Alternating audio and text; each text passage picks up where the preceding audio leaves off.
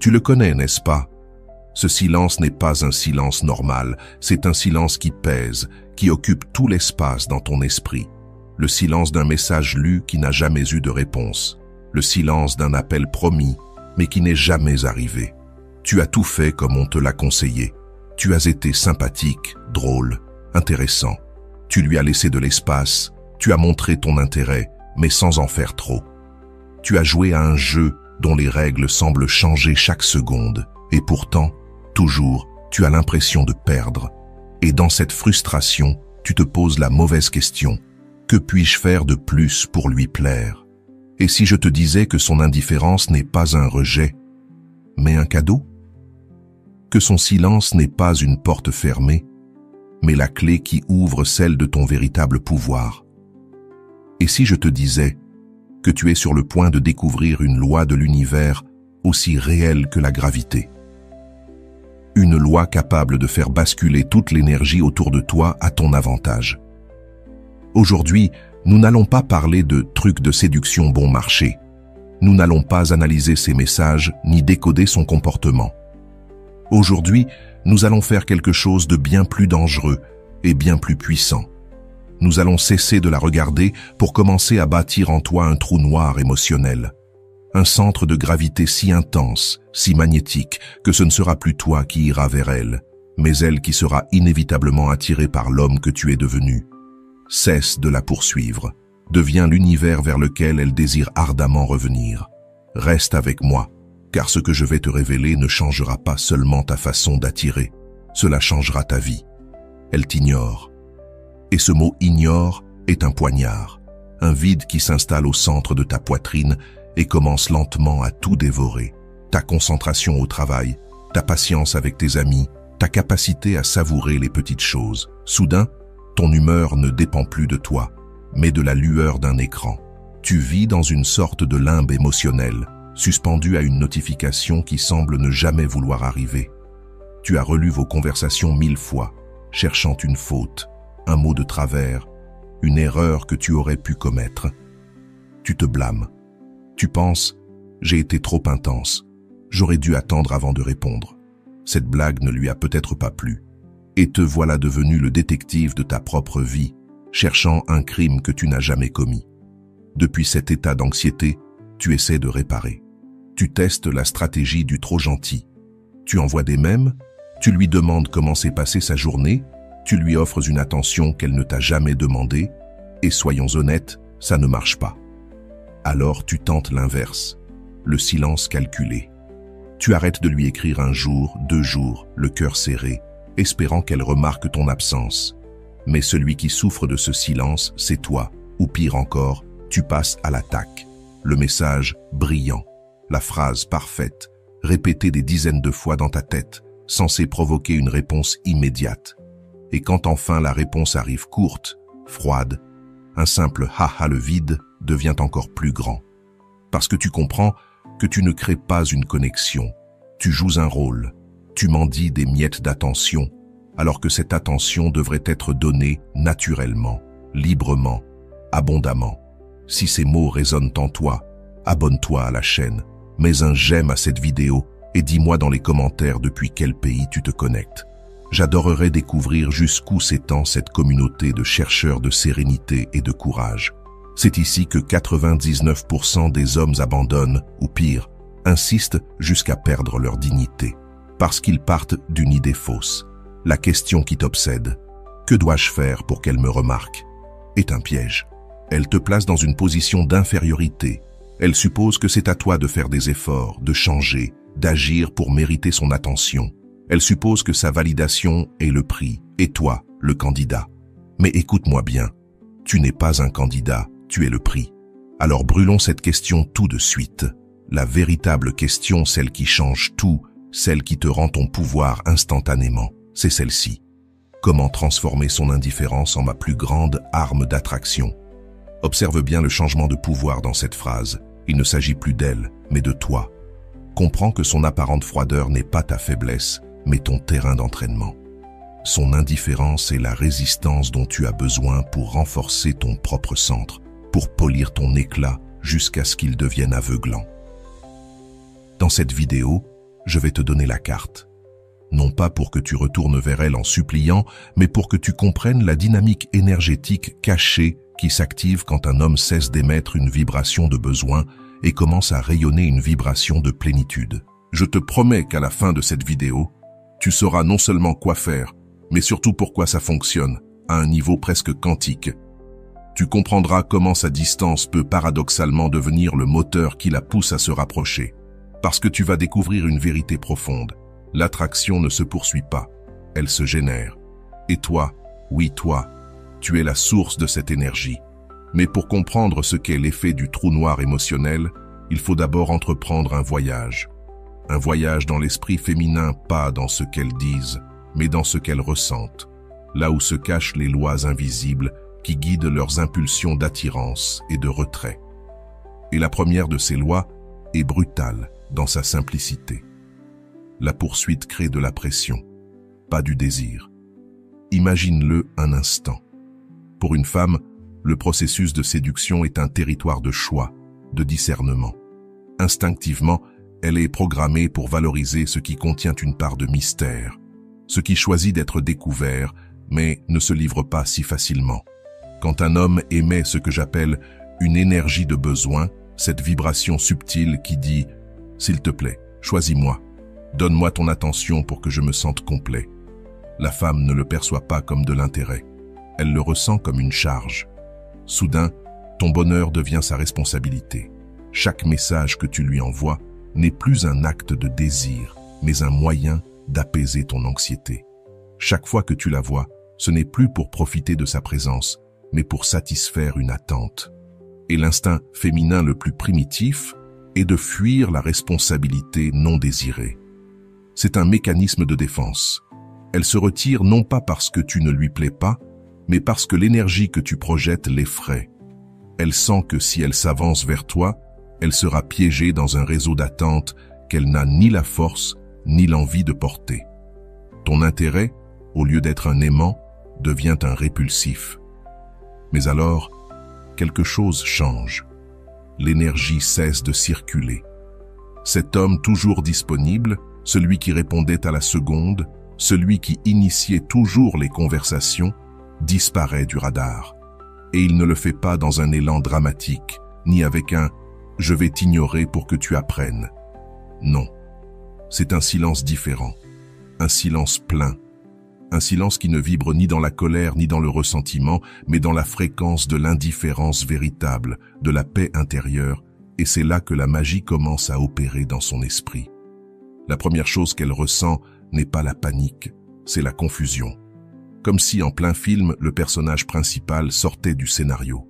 Son cerveau, qui t'avait déjà catalogué comme un homme acquis, intéressé ou prévisible, se retrouve face à une anomalie. Le schéma s'est brisé. Durant les premiers jours, elle n'en prendra peut-être pas conscience. Mais son subconscient, lui, le saura. Elle remarquera que son téléphone n'affiche plus ton nom. Elle remarquera l'absence de tes stories qu'elle regardait presque machinalement. L'espace que ton énergie occupait est désormais vide, et l'esprit humain déteste le vide. Il déteste les histoires inachevées. Son premier réflexe ne sera pas « il me manque », ce sera « qu'est-ce qui s'est passé ?»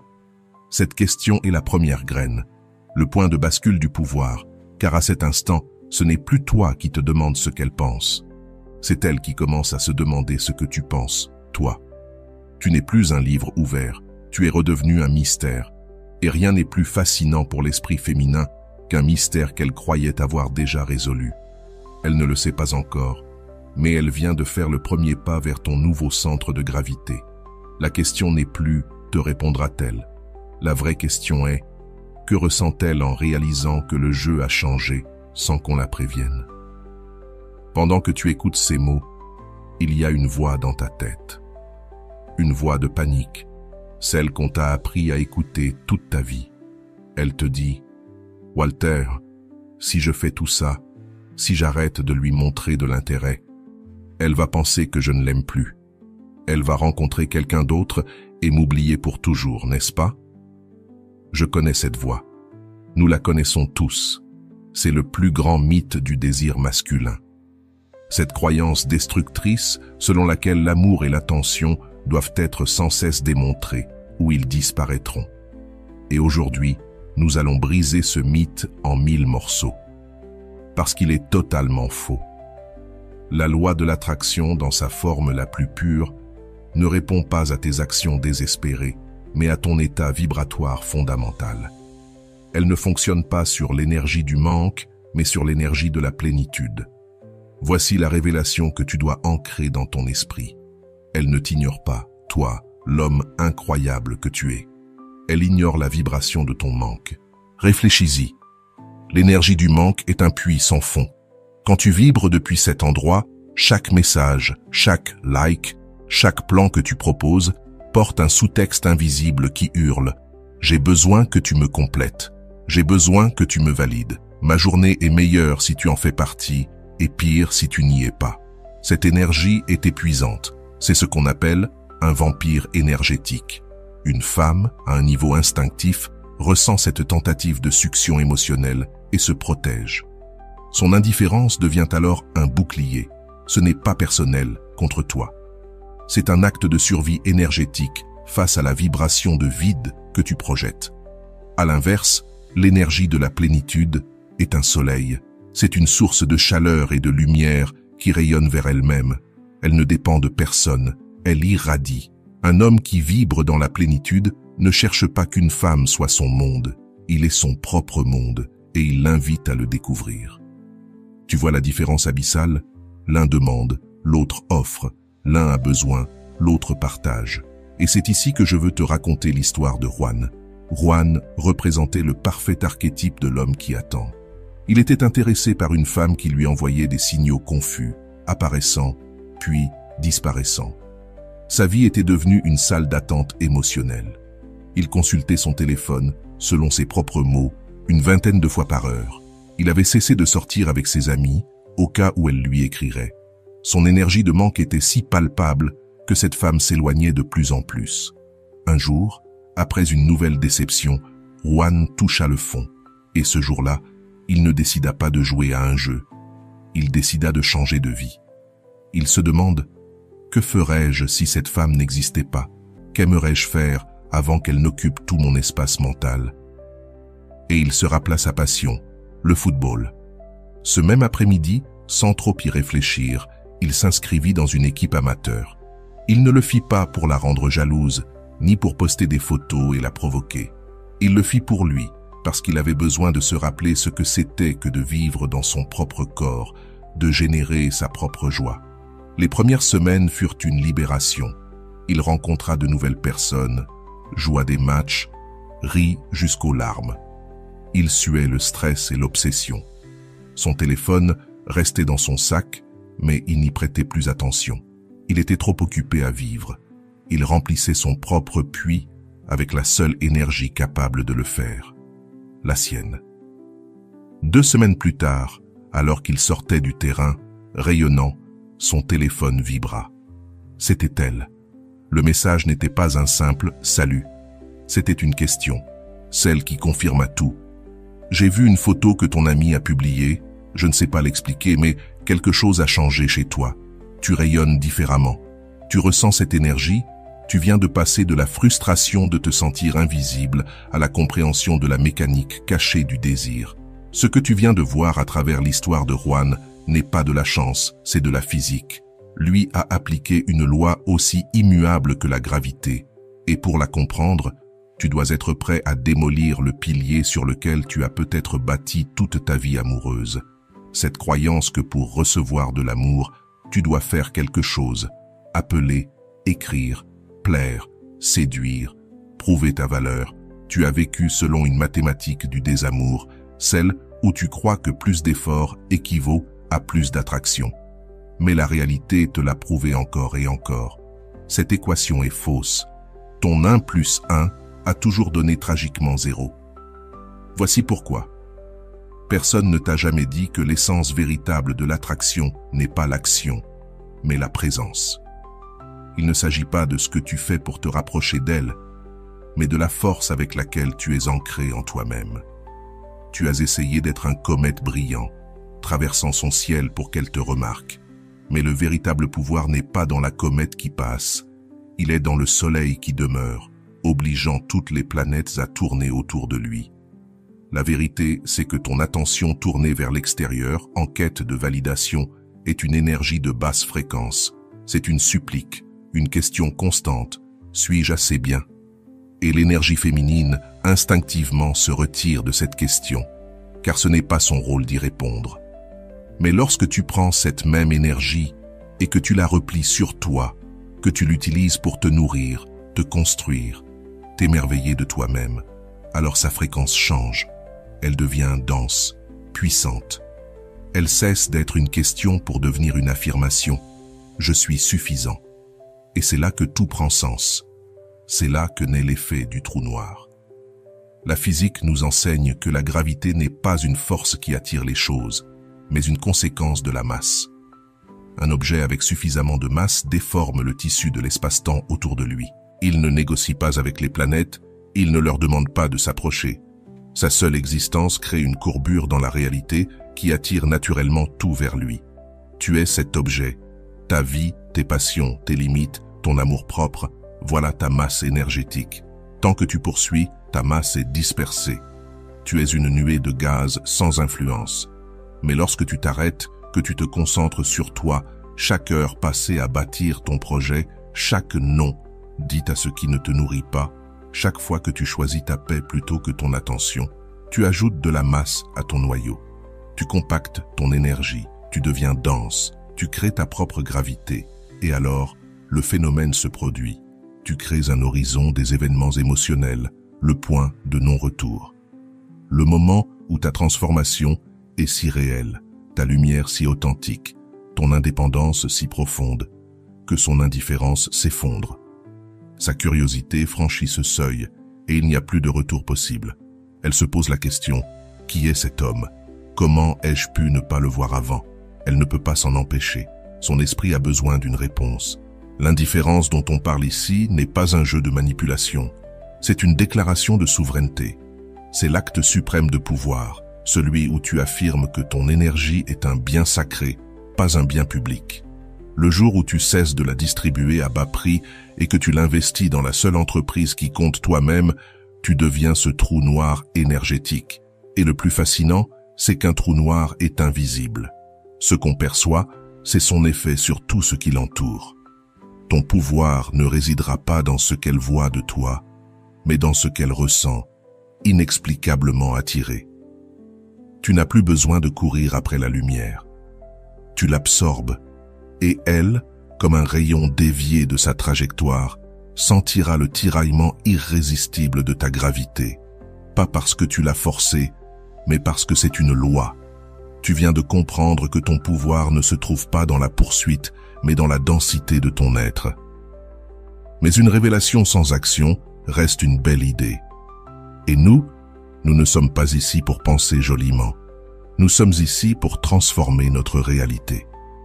Alors la question est, comment construire cette masse énergétique?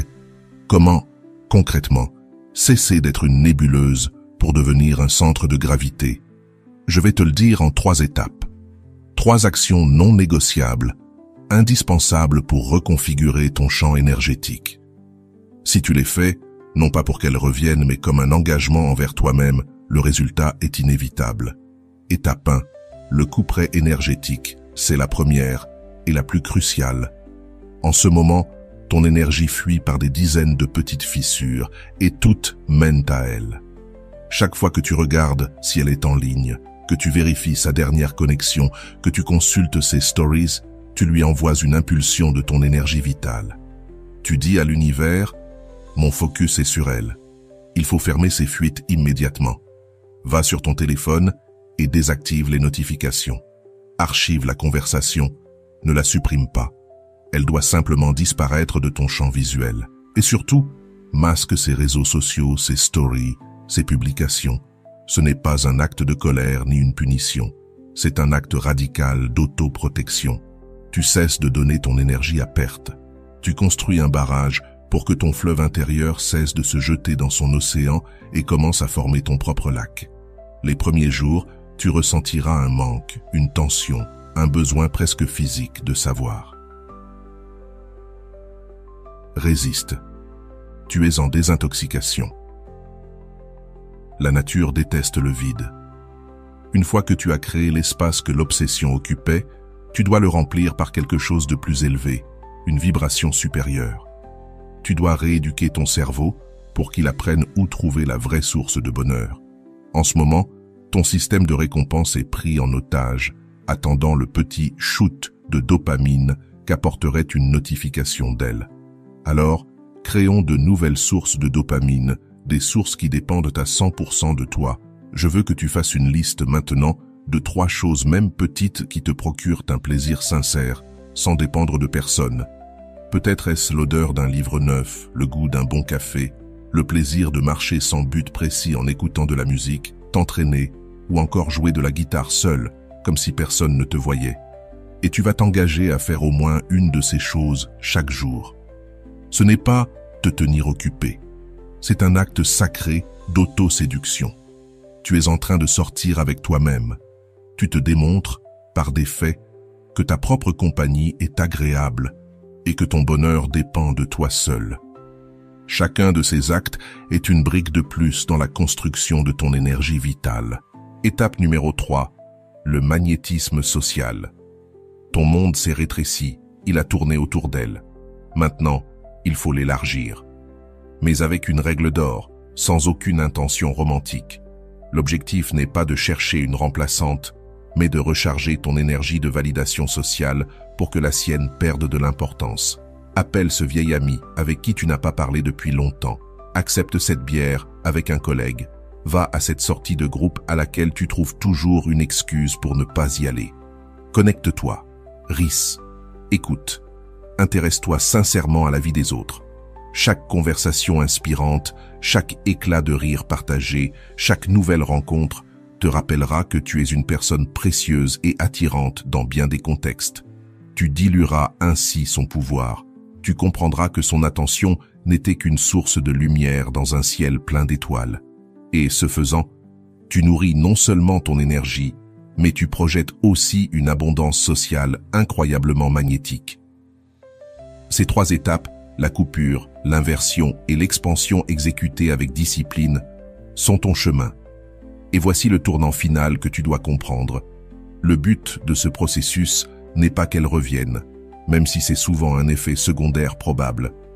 Le vrai but, c'est que si elle revient, elle te trouve si plein, si rayonnant, si enraciné dans ton propre univers, que ce soit toi qui décides si elle mérite d'y entrer.